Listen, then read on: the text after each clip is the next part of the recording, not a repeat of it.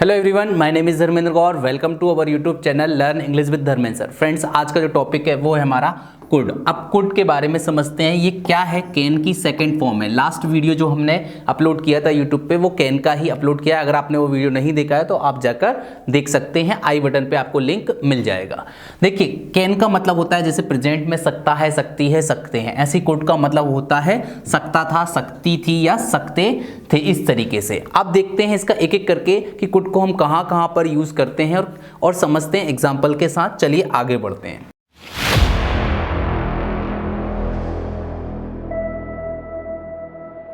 देखिए, पहला जो यूज है वो है पास्ट की एबिलिटी और कैपेसिटी के लिए यूज करते हैं। जैसे प्रेजेंट में कैन यूज करते हैं एबिलिटी या कैपेसिटी को बताने के लिए कि मैं ऐसा कर सकता हूं, मैं इंग्लिश बोल सकता हूं, आई कैन स्पीक इंग्लिश। लेकिन पास्ट में हम बोलें कि मैं इंग्लिश बोल सकता था, जब मैं 10th में था या जब मैं स्कूल में था तब भी मैं इंग्लिश बोल सकता था। तो ऐसे सेंटेंस को बनाने के लिए हम कुड का यूज करते हैं। तो चलिए एग्जाम्पल के साथ समझते हैं।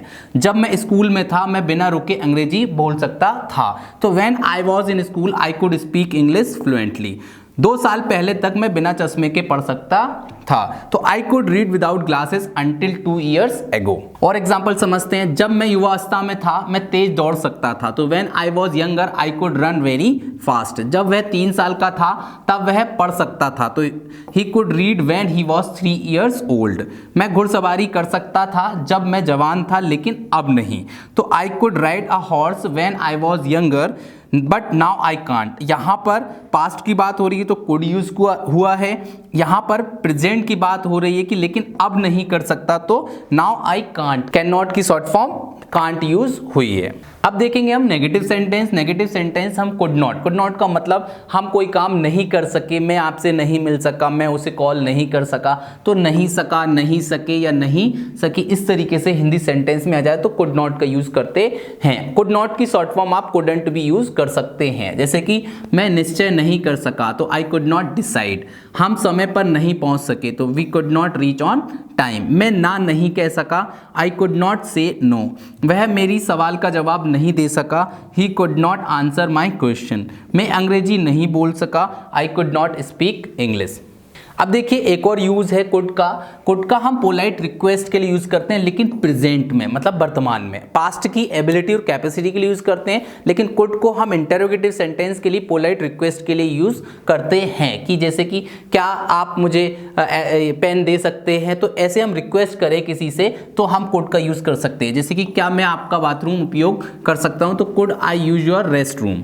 क्या आप मुझे नमक पास कर सकते हैं, could you pass me the salt please. और एग्जाम्पल देखते हैं। मैं अभी व्यस्त हूं, क्या आप थोड़ी देर से फोन कर सकते हैं, I am busy right now, could you call back later. क्या मैं सिनेमा के लिए जा सकता हूं, could I go to the cinema please. क्या आप एक पल के लिए इंतजार कर सकते हैं, तो could you wait for a moment please.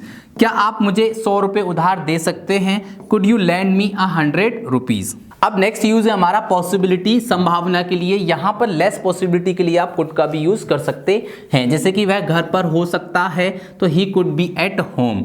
कुछ भी हो सकता है, anything could happen.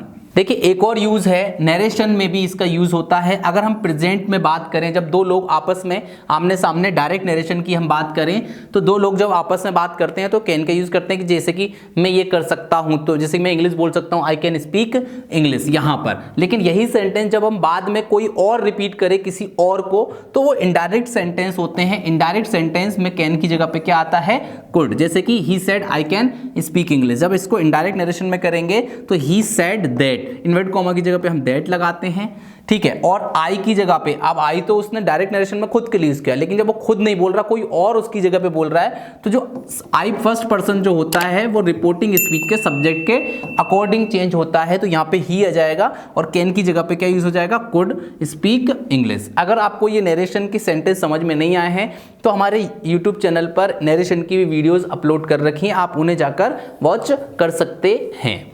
I hope कि आपको कुड का यूज समझ में आ गया होगा। अगर आपको वीडियो पसंद आया तो लाइक, शेयर एंड सब्सक्राइब करना ना भूलें। आपको इन्हीं सेंटेंसेस की पीडीएफ आपको डिस्क्रिप्शन बॉक्स में मिल जाएगी। आप वहां से पीडीएफ डाउनलोड करके आप अच्छे से नोट्स बना सकते हैं, समझ सकते हैं और प्रैक्टिस कर सकते हैं। Thank you.